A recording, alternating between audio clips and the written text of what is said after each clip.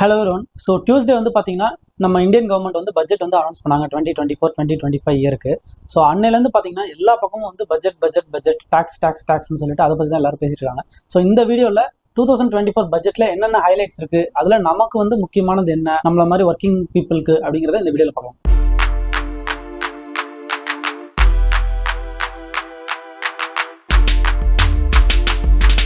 So Google Chrome open பண்ணிக்கலாம். So இதில் வந்து பார்த்தோம்னா நம்ம வந்து இந்தியன் பட்ஜெட் 2024னு சொல்லிட்டு சர்ச் பண்ணனாலே நமக்கு வந்து நிறையா வந்து கவர்மெண்ட் ஆஃப் இந்தியா வெப்சைட்லேருந்துல நமக்கு வந்து லிங்க்ஸ் இருக்கும். ஸோ இதில் வந்து போனோம்னா இந்த கீ ஃபீச்சர்ஸ்னு ஒரு லிங்க் கொடுத்துருப்பாங்க. ஸோ இதில் வந்து ஹைலைட்ஸ் வந்து என்ன இருக்குது பட்ஜெட்டில், ஸோ அதை வந்து பார்த்தீங்கன்னா உங்களுக்கு வந்து ஒரு பிடிஎஃபாக கொடுத்துருப்பாங்க என்ன வந்து ட்ரை பண்ணுறாங்கிறத. ஸோ இந்தியன் கவர்மெண்ட் வந்து பார்த்தீங்கன்னா பர்சூட் ஆஃப் விஸ்கித் பாரத், வளர்ச்சி அடைந்த பாரதம், ஸோ அதுக்கு வந்து ட்ரை பண்ணுறாங்க அப்படிங்கிற மாதிரி கொடுத்துருக்காங்க. ஸோ யாருக்கெல்லாம் வந்து மேஜராக ஃபோக்கஸ் பண்ணுறாங்க, poor, women, youth and farmers, so இவங்களோட இம்ப்ரூவ்மெண்ட்டுக்காக தான் வந்து இந்த பட்ஜெட் வந்து பண்ணியிருக்கோம்னு சொல்லிட்டு கவர்மெண்ட் ஆஃப் இந்தியா வந்து சொல்கிறாங்க.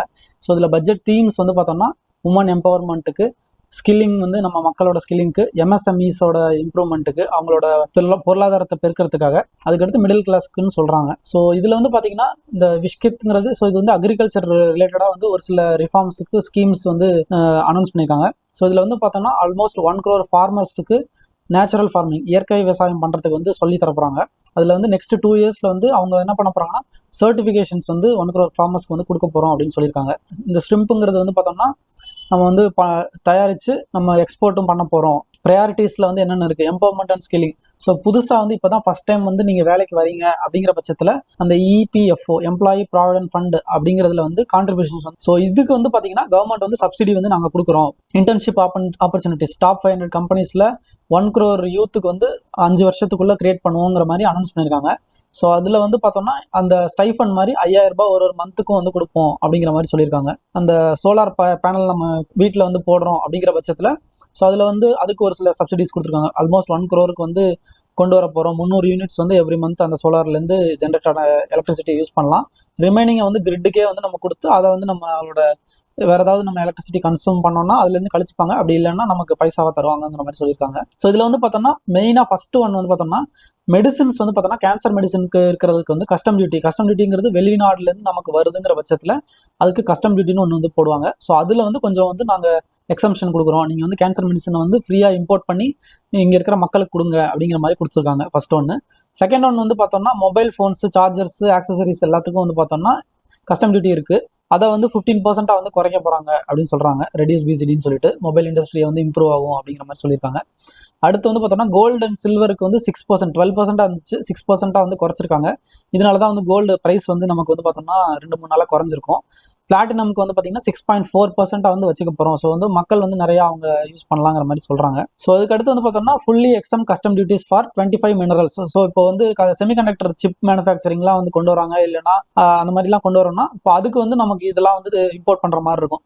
ஸோ அதுக்காக அதை இம்ப்ரூவ் பண்ணுறதுக்காக இதெல்லாம் வந்து கொண்டு வந்திருக்கோம்னு சொல்கிறாங்க அப்படிங்கிறத பார்க்கலாம். ஸோ இதுதான் வந்து மக்கள் வந்து நிறையா இடத்துல இது வந்து ரொம்ப தப்பான விஷயம், ரொம்ப நீங்கள் டாக்ஸ் போடுறீங்கிற மாதிரி பேசுறதுக்கு எல்லாமே காரணம் இதுதான்.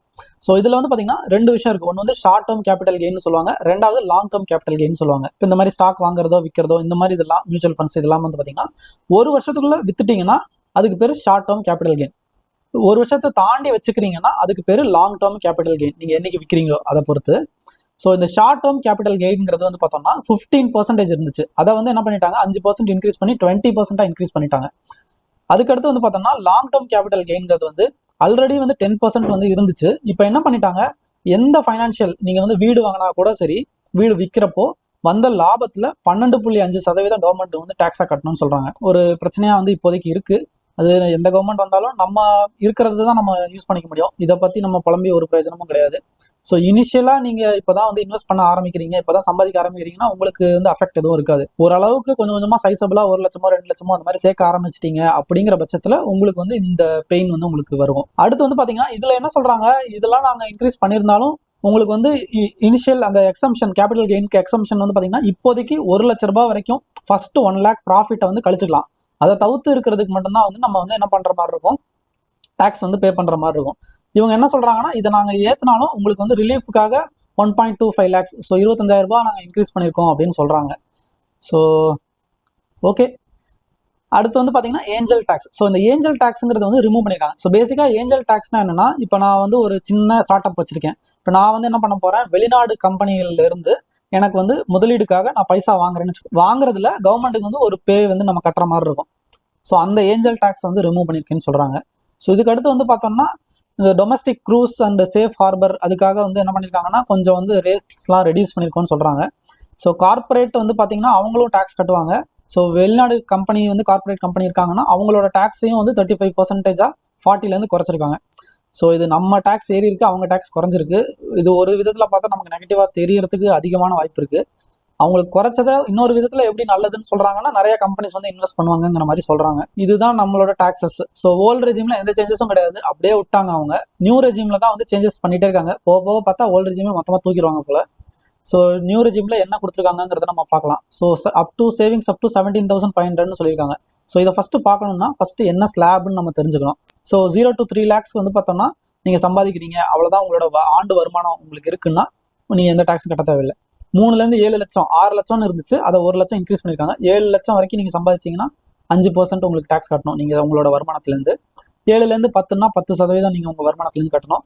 10லேருந்து 12னா 15, 12லேருந்து 15னா 20, 15க்கு மேலே போயிட்டீங்கன்னா நீங்கள் 30% உங்களோட வருமானத்துலேருந்து டேக்ஸாக கட்டணும். இதில் அவங்க என்ன ஒரு விஷயம் நல்லது பண்ணியிருக்காங்கன்னா, ஸ்டாண்டர்ட் டிடக்ஷன்ங்கிறது 50,000 ரூபாயிலேருந்து 75,000 ரூபாயா அவங்க வந்து மாற்றிருக்காங்க. இப்போ தாத்தா பாட்டி இருக்காங்க, அவங்களுக்கு வந்து பென்ஷன் வரும். ஸோ அது வந்து 15,000 ரூபாய் வரைக்கும் வந்து முன்னாடி வந்து அவங்க ஆஃப்செட் பண்ண முடியும். ஸோ அதை வந்து 25,000 ரூபாய் வரைக்கும் என்ன பண்ணியிருக்காங்கன்னா, பென்ஷன் வருதுன்னா உங்களோட ஃபேமிலிக்கு வந்து நீங்கள் அதை கழிச்சிக்கலாம் டேக்ஸ்லேருந்து அப்படின்னு சொல்லியிருக்காங்க.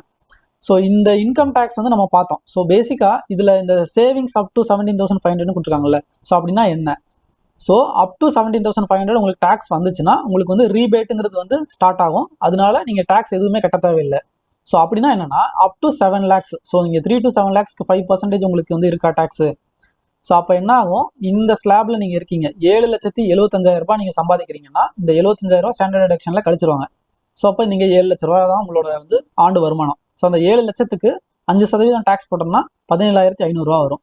ஸோ அந்த 17,500 ரூபாய் என்ன பண்ணிடுவாங்க, ரீபேட்னு சொல்லிட்டு உங்களுக்கு கொடுப்பாங்க இந்த சென்ஸ் நம்ம டேக்ஸ் கட்ட தேவையில்லை, உங்களுக்கு டேக்ஸ் வந்து 0 நில்லுன்னு ஆகிடும். ஸோ அதை தான் வந்து அவங்க மென்ஷன் பண்ணியிருக்காங்க. ஸோ ஒன்ஸ் நீங்கள் 7 lakhங்கிற அந்த சேலரியை வந்து தாண்டுறப்போ உங்களோட டிடக்ஷன்ஸ்லாம் எல்லாம் போக நீங்கள் 7 lakhங்கிறத தாண்டுறப்போ நீங்கள் வந்து டேக்ஸ் பே பண்ணுற மாதிரி இருக்கும். ஸோ அப்போ இந்த ஸ்லாப்ஸ் பேஸ் பண்ணி உங்களுக்கு டேக்ஸ் வந்து போடுவாங்க. நம்ம சொல்லுவோம் இப்போ நம்மளோட வருமானம் என்ன இருக்குது, நம்ம வருமானத்தில் என்ன வந்து நம்ம செலவு பண்ணுறோன்ட்டு. ஸோ அதே மாதிரி இப்போ நம்ம நாட்டுக்கு வந்து 1 ரூபாய்ன்னு நம்ம எடுத்துக்கிட்டோம்னா அதில் எத்தனை சதவீதம் எதுக்கெல்லாம் செலவு பண்ணுறாங்கன்னு சொல்கிறது தான் இந்த சார்ட்டு. ஸோ இதில் வந்து பார்த்தோம்னா 27% 1 ரூபாயில் 27 காசு வந்து பாரோயிங்ஸ் அண்ட் அதர் லயபிலிட்டிஸ் கடன் வாங்குறதுக்காக அவங்க யூஸ் பண்ணுறாங்க. 9% வந்து பார்த்தோம்னா நான் டேக்ஸ் ரெசிப்ட்ஸ்ன்னு சொல்லிட்டு, 1% நான் டெப்ட் கேபிட்டல் ரெசிப்ட்ஸ்ன்னு சொல்லிட்டு. ஸோ இந்த இதெல்லாம் மூலமாக வந்து கவர்மெண்ட்டுக்கு வந்து வருமானம் வருதுன்னு சொல்லியிருக்காங்க. ஸோ கஸ்டம்ஸ் வந்து நம்ம போடுறாங்க, அந்த சார்ஜஸ் வந்து அவங்களுக்கு வரும். கார்பரேட் வந்து கட்டுற டேக்ஸ் வந்து பார்த்தீங்கன்னா 17% தான். பட் வந்து பர்சனல் இன்கம் டேக்ஸ் வந்து பார்த்தோம்னா 19% இருக்குது, இந்தியாவோட ரெவன்யூவுக்கு கான்ட்ரிபியூட் பண்ணுது. So union exercise duties 5%, GST and other இது வந்து எல்லாத்துலேயுமே வரும், நம்ம பார்த்துருப்போம். ஸோ இதில் 18% வந்து நமக்கு இன்கம் வருது. ஸோ இது வந்து 1 ரூபாய்க்கான மதிப்பு. ஸோ இதுவே வந்து நம்ம என்னத்துக்குலாம் செலவு பண்ணுறோங்கிறது தான் வந்து இந்த ரூபி கோஸ் டூன்னு சொல்லிட்டு கொடுத்துருக்காங்க. ஸோ இன்ட்ரெஸ்ட் இப்போ நம்ம கடன் வாங்கியிருக்கோம்னா திருப்பி வந்து இன்ட்ரெஸ்ட் கட்டணும் பார்த்தீங்களா, நம்ம கட்டுற மாதிரி கவர்மெண்ட்டும் வந்து பாண்ட்ஸ் வச்சு கடன் வாங்குவாங்க. ஸோ அதை திருப்பி தர்றதுக்கு வட்டி கட்டணும். ஸோ அதுக்கு தான் இந்த இன்ட்ரெஸ்ட் பேமெண்ட்ஸ் 19% வந்து என்னன்னா இந்த இன்ட்ரெஸ்ட் பேமெண்ட்ஸுக்கே வந்து செலவாகுது.